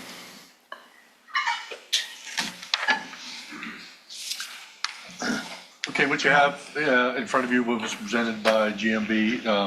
The board has asked GMB to review some of our major drainage areas within the city, kind of evaluate the system in general. This overall was kind of a follow-up to some of the reports that were done previously. We had the Duffield report from 2014. And GMB did a presentation back in October of '23. They presented to the board, kind of gave a presentation on the management overview of the system, and also talked about several of these watershed areas. I think there was kind of like 7, if I'm not mistaken, from that report that Charlie did. The board had asked for somewhat of a follow-up on this, and this is what you have from Ben. I don't know if you have any questions. Ben can probably talk a little bit more about what his evaluation was of some of the areas. We have reviewed it as staff and didn't make a recommendation on moving forward, but we can let Ben speak a little bit more detail. Good evening. Again. So Robin summed it up pretty well, at least for the overall picture of what we did. There's a lot of, essentially we created a map for you guys of what the major watersheds or drainage sheds in the city are. By no means is this all of them. And, this is just a, high level review. It's not, I'll say to the nth degree of detail. Because that would be a lot of effort. But in general, we wanted to summarize what Charlie had presented way back in October 23. And then we were tasked with kind of looking at, in general, the Duffield report that was done back in 2014. It had identified a number of different things, issues in the system, and wanted to see, where had things been fixed, had things not been fixed, kind of where all that stood, to look at, what needs to be done to move forward. So in general, I'll just kind of summarize what, Duffield's report looked at. It looked at, in general, failing structures, looks at, catch basins, manholes, where they saw issues. And in general, we saw, it identified 24 different catch basins that it had said were issued catch basins. From what we saw, there was not a lot of fixes done to those catch basins. However, there are a few projects in the mix that would address at least 2 to 3 of these catch basins. They also looked at overcapacity pipes where, based on their modeling of what they saw drainage-wise coming in, said that this pipe was either at capacity, under capacity, at capacity, over capacity, to different degrees. And of the pipes that they indicated, none of those pipes have been addressed, which I mean is understandable. There's a lot of pipes, and it's a matter of when you tear up streets to get to those projects. Currently, there aren't any to be addressed in the projects that are of known as of yet, or as of right now. So that's where the overcapacity pipe stands. There's also issues where outlet pipes are above inlet pipes. That's not as big of an issue. It just creates a little, depending on the severity of it, backs up into, it creates backups in the system, standing water, potential mosquito issues, things like that. It's not as a drastic issue, but there are issues that Duffield indicated, and there weren't any of those one of those catch basins is included in the 4th Street project to be addressed, but the rest of them have not been addressed at this point either. It was a very depressing report, Ben. I'm sorry. It's not, yeah, it was not the most happy report to write. It goes back to 14. Yeah, I know. And how are we going to raise money to pay for stormwater improvements? I mean, we charge a few bucks a month. We've got to look at that. Yeah. Yeah, seriously. I mean, when we had the discussion about when we raised it to $15, I mean, that by no means is covering our real Right. costs. We've got to start. And it seems like maybe that's why. Nothing was done. Yes, from 14, yes, that's. Basically, nothing. Well, this is what the stormwater fee covers. It's, it's far less than what other people generally think it covers. Yeah. But, we're probably looking at a fee and as your recommendation is, go after some of them over a long period of time. Correct. Start out with small. Some of our water department can work on a lot of these, I don't say minor things.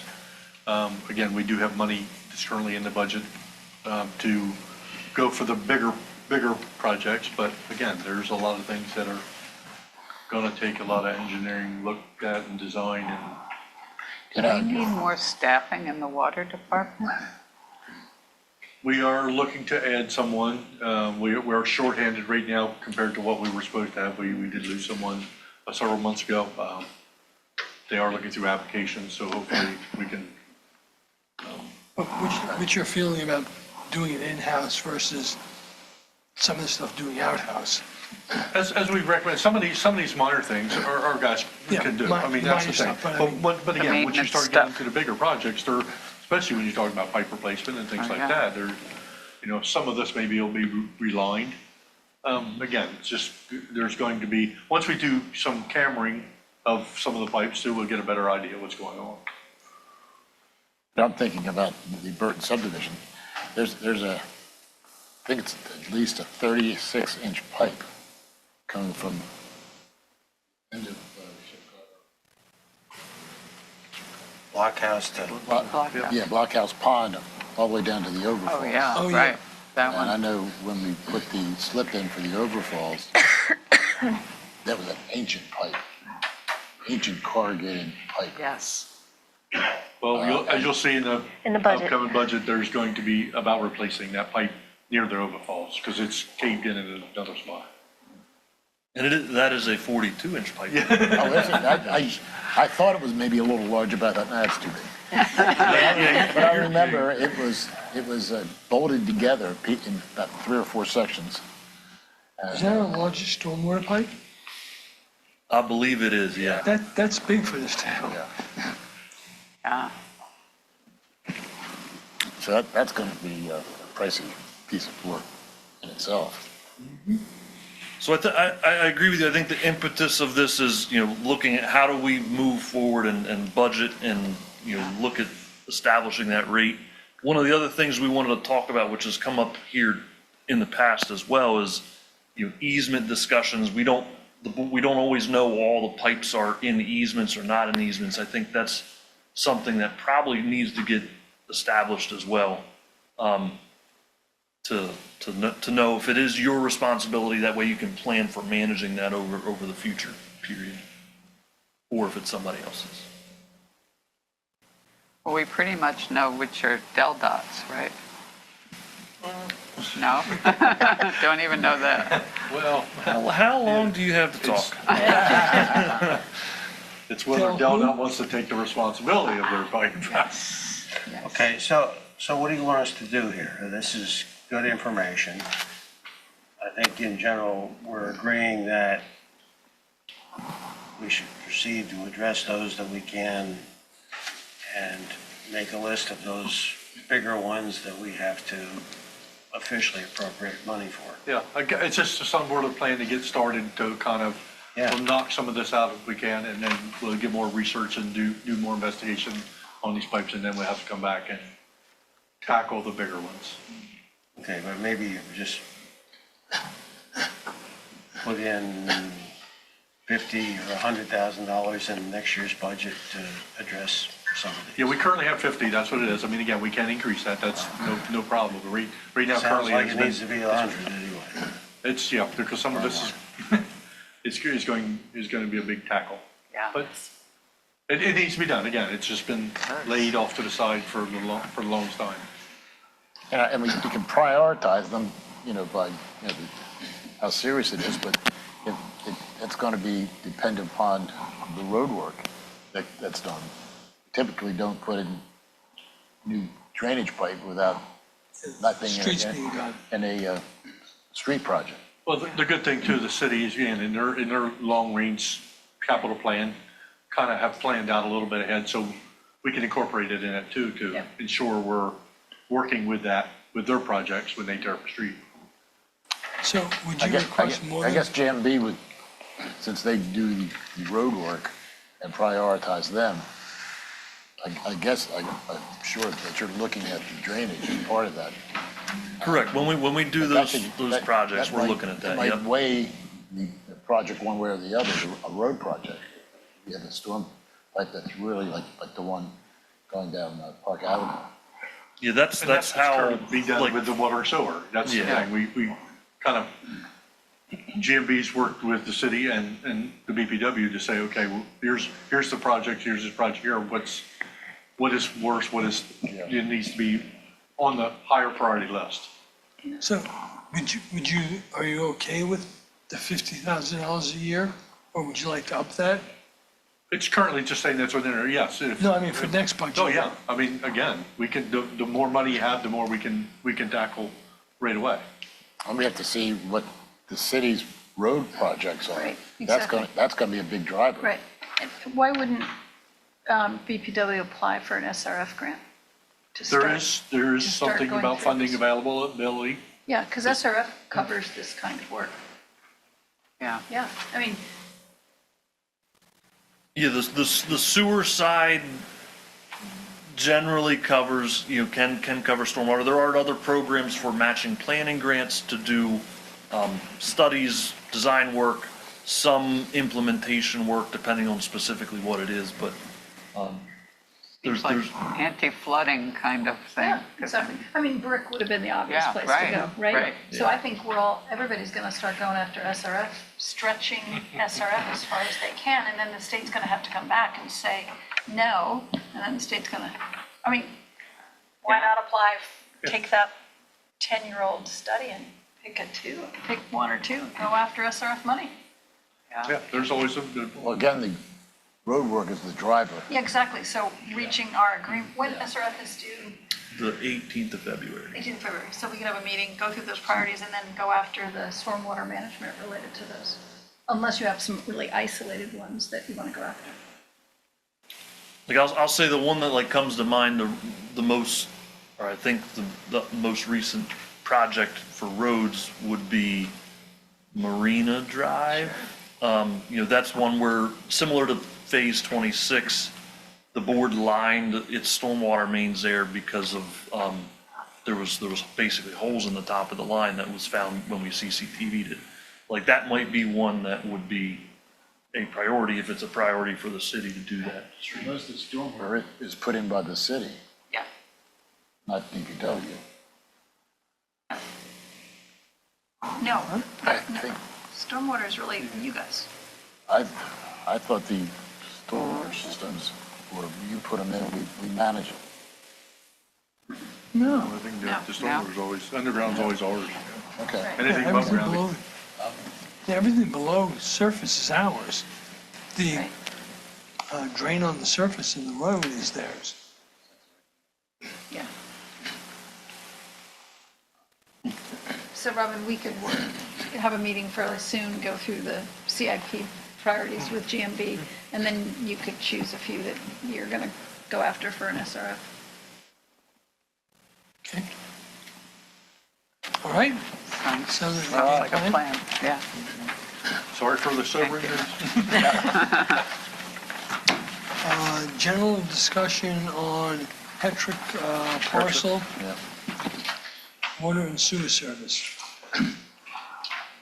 Robin? Okay, this is somewhat of a follow-up to a discussion we had, brief discussion we had when we were reviewing the bids for the Capes Cove project. As part of that, there was a Scheduled C portion, I think, that noted that the possibility of us continuing the proposed water and sewer across the front of the Hertrich property. That's out on the road, for all of you who don't know. Used to be, Mr. Perez used to own it, now Hertrich owns it. The bid came in, the board decided not to include or fund that, approve that portion of it, just to move forward with the A and B for which is the Cape Cove project. Part of the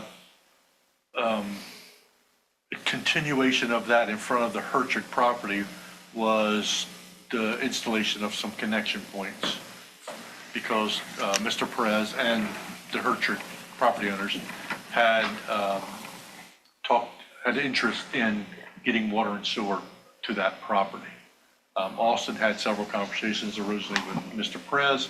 Mr. Perez, we had to go through the CPCN process because we didn't have the water rights to the property.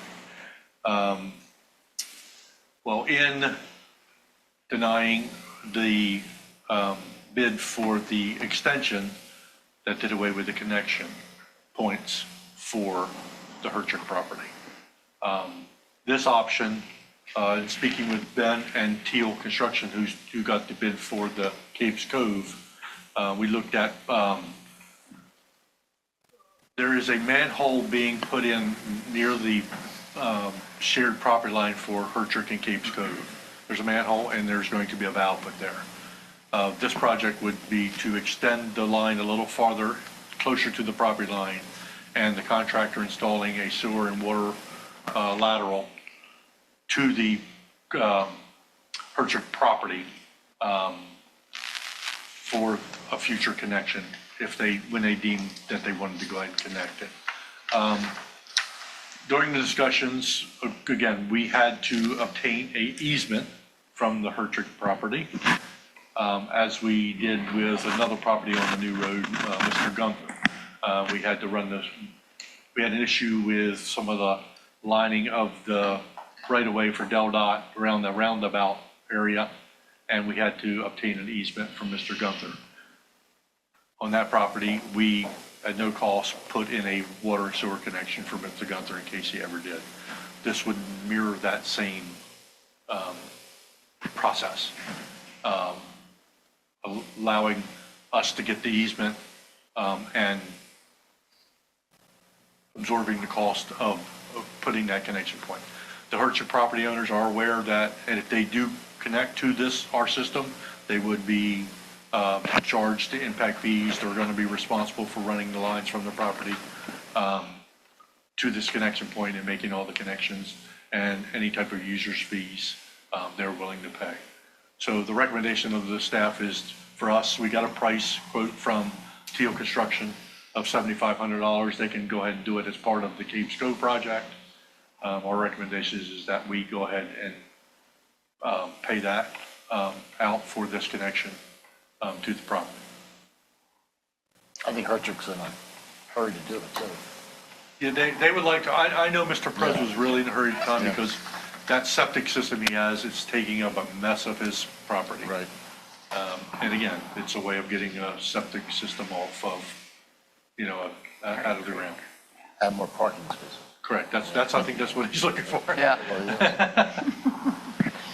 So the recommendation would be is to mostly go ahead and engage in Teal Construction to go ahead and pay for this connection as noted. So do I have a motion to that effect? So moved. Second? I'll second. I'll second if you want me to. I can't It's second. not a lot of money, so. All right, all those in favor? Aye. Opposed? So 4-1, or 4-0-1. And, okay, moving on, open forum general discussion on Hornkill Avenue an MOU with the city?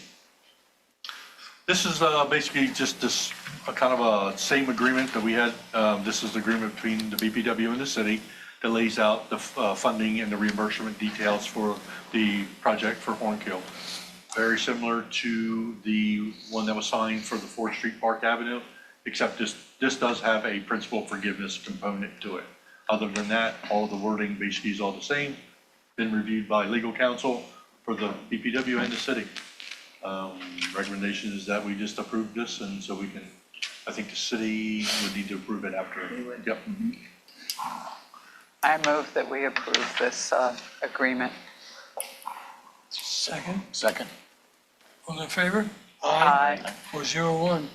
All right, the next item on the agenda, we're removing 18. Yep. It will be discussed at another time. So, board requests for agenda items, and you can submit them anytime. So, anything specific or? No? Okay. Call to the public. Members of the public wishing to address the board on matters listed on the agenda should make their request known at this time. Each speaker will be given 3 minutes. No action or board discussions, including answering questions, will occur during the public comment period. However, the board president may ask the staff to review the matter, and individuals of the board may ask the matter to put on future agendas. Any questions? Any public? Nobody on? All right. Call to the press. Bill? Maybe just to clarify, so the floodgate project's out of the water grant request? That decision's gonna be made on Friday, but I would say it's 80% Okay. chance it's out. Because the article will also be out on Friday, Oh, so sorry, that's. I'll just see if wanna I make can sure. get confirmation Okay, tonight. all right, thanks. And Tom, you mentioned earlier that before this storm last weekend, you talked to the emergency management officials and everything. Are you doing that again ahead of this weekend's possible storm? I don't think it's. Right now, there's no schedule from the EOC to set up, but normally if something happens, yes, Tim Cooper will send out stuff to. I think it's still a little too early, Yeah. and Yeah. the forecast is still a little too scattered. Any damage, anything from this last storm? And are you taking any unusual precautions ahead of I possible? mean, other than a lot of people with hurting backs from shoveling, there really is not. Knock on wood, somebody. Oh. Yeah. Okay. No, I mean, Yeah. the storm really, upstate. Yeah, it was a lot worse walloped. up there than. We wound up with a lot less snow and no real icing on the lines or anything, so. Okay. And you mentioned the latest with the water tower construction. Is there any point where we're going to see big pieces of a tank coming down the road on a truck or anything like that, or? They've already brought some out there. Okay. It's already being constructed. Oh. The bottom part of Yeah. it is already, and up the shaft is already Oh. kind of started, so. Okay. They're in I don't say little pieces, but yeah, but they'll weld them right on site. Right. So they bring the tank itself, that's brought in pieces? It's pieces. Sharon has Yep. some. Yeah, would you like some pictures? I can send you some pictures. Sure. Okay. Yeah, those are Yeah. cool. Awesome. All right. All right. I have a question Yes? for Ben. Oh,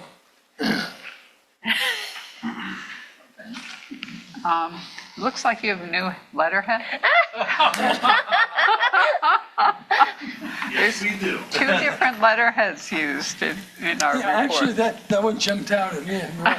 Yeah, at the beginning of the year, we got new letterhead. I'm still trying to adapt to it. Ben does not like it. He said he's used to the old. Yeah, okay, thanks. All What'd right. you say, Ben? They even took his old letterhead away.